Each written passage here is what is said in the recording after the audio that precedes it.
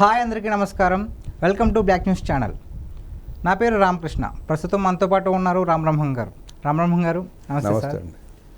Sir, ఇప్పుడు తండేల్ మూవీలో మత్స్యకారులు తప్పిపోయి గుజరాత్ పాకిస్తాన్ బార్డర్లో తప్పిపోతారు సార్. వారిని పాకిస్తాన్ వాళ్ళు అరెస్ట్ చేస్తారు. సో వాళ్ళు విడిపించింది మా జగనన్నే అని సో వైసీపీ సోషల్ మీడియాలో బాగా హల్చల్ చేస్తున్నారు. కాకపోతే ఆ సినిమాలో అది చూపించలేదు, అసలు జగన్ గారి ప్రస్తావన అనేది రాలేదు. సో దీనిపై మీరేమంటారు?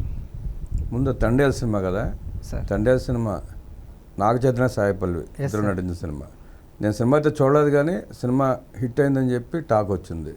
అలాగే యూఎస్ఏ యూకేలో కూడా మంచి స్పందన వస్తుందంట.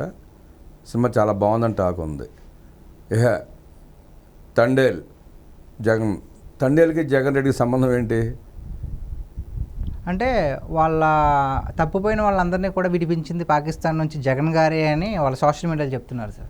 తప్పిపోయిన వాళ్ళు దొరకడం అంటే డిసెంబర్ 28, 2019 నవంబర్ 28, 2018లో మత్స్యకారులని పాకిస్తాన్ బార్డర్ లిమిట్స్ దాటిందని చెప్పి అరెస్ట్ చేయడం జరిగింది. 22 మందిని, శ్రీకాకుళం వాళ్ళని. అవును సార్, శ్రీకాకుళం మత్స్యకారులు అందరూ.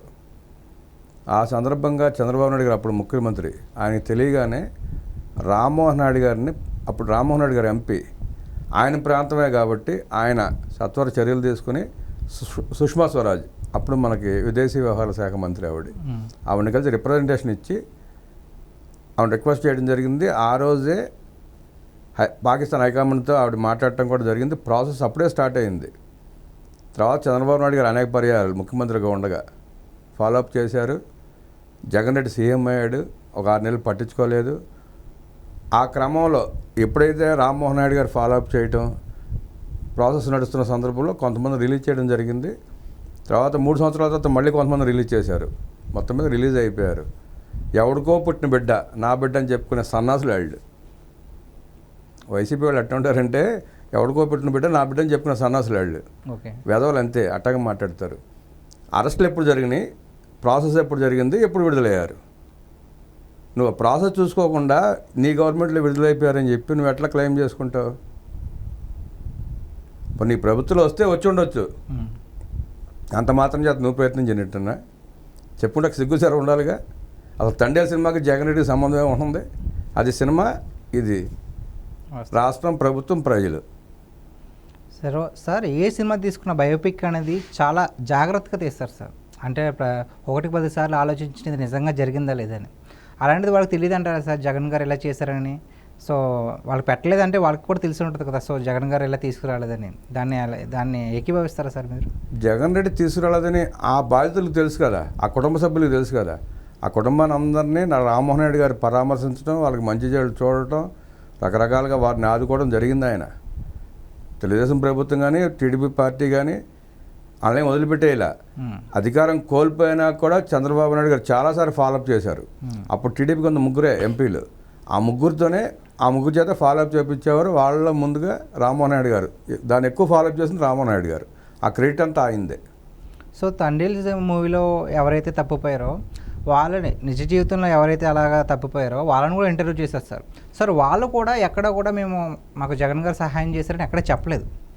కానీ గత 2-3 రోజులుగా సినిమా ఎప్పుడైతే రిలీజ్ అయిందో అప్పటి నుంచి కూడా మా జగన్ అన్నే చేశారు, మా జగన్ అన్న వల్లే వాళ్ళు ఎలా బయటకు వచ్చారు, కనీసం ఆయనకి కృతజ్ఞతలు తెలిపేలాగా కూడా సినిమా చేయలేదు అని చాలా ఆగ్రహం వ్యక్తం చేస్తారు. ఎందుకు చేస్తారు? అసలు జగన్ రెడ్డి ఏం చేశాడు సినిమాలో? కృతజ్ఞతలు చేస్తాడు? ఆయన ఏం చేయలేదు కదా. చేసింది వేరే వాళ్ళు, వచ్చింది వేరే వాళ్ళు, తీసుకొచ్చింది వేరే వాళ్ళు. ఈయన ఏం చేశాడని చెప్పి ఈయన కృతజ్ఞతలు చెప్పాలి?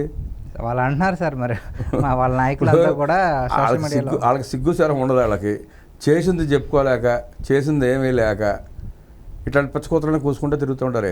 తండేల్ సినిమా హిట్ అయింది కాబట్టి ఆ వంకతో ఏదో మాట్లాడడానికి ప్రయత్నం చేస్తున్నారు వాళ్ళు. అదే తండేల్ సినిమా ఫ్లాప్ అయితే ఏం చేసేవాళ్ళు? నోరెత్తేవాళ్ళు ఒకడన్నా? కనీసం ఆ వాగే సన్నాసుల్లో సగం మందిన సినిమా చూసుంటారా? చూసుంటారు కదా. అట్టగా మరుగుతూ ఉంటారు వాళ్ళు. వాళ్ళని పెద్ద పట్టించుకోవాల్సిన అవసరం లేదు మనం. సో ఈ పోస్టుల వెనకాల, ఈ హల్చల్ వెనకాల నిజంగా వైసీపీ నాయకుల వెనకాల ఎవరైనా ఉన్నారంటారా ఇలా కావాలని చేయించేలాగా? ఎవరు? జగన్ రెడ్డి అనుకోనే ఇంకెవరు ఉంటారు వాళ్ళ వెనకాల? ఇప్పుడు 1000 మందిని ఏర్పాటు చేసుకుని వాళ్ళకి జీతాలు ఇచ్చి జీతాలు కూడా కాదు పాపం, జీతాలు ఇచ్చిన ఒక రకంగా బాగానే ఉండేది. ట్వీట్కి ఇంత లెక్క, ట్వీట్కి 5 రూపాయలు లెక్క, లేకపోతే పోస్ట్కి 5 రూపాయలు లెక్క, అట్లా చేసి ఏదో ఒక పని చేయాలి కాబట్టి ఆ 1000 మందిని ఇట్లా వాడుకుంటున్నారు అంతే వాళ్ళు. సో ఇదైతే వాస్తవం కాదంటారు మీరైతే? వాస్తవం కాదని నాకు తెలుసు, మీకు తెలుసు, ప్రజలందరికీ తెలుసు, ప్రపంచానికి తెలుసు.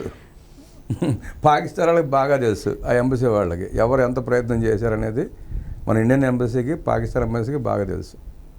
సో ఇదండి, నిజంగా తండేల్ సినిమాలో నిజ జీవితంలో ఎవరైతే బాధపడ్డారో వాళ్ళని విడిపించింది అయితే జగన్మోహన్ రెడ్డి గారు కాదు అని నిగ్గు తెలుస్తున్నారు రామబ్రహ్మం గారు. సో దీనిపై మీ అభిప్రాయం ఏంటో కామెంట్ చేయండి.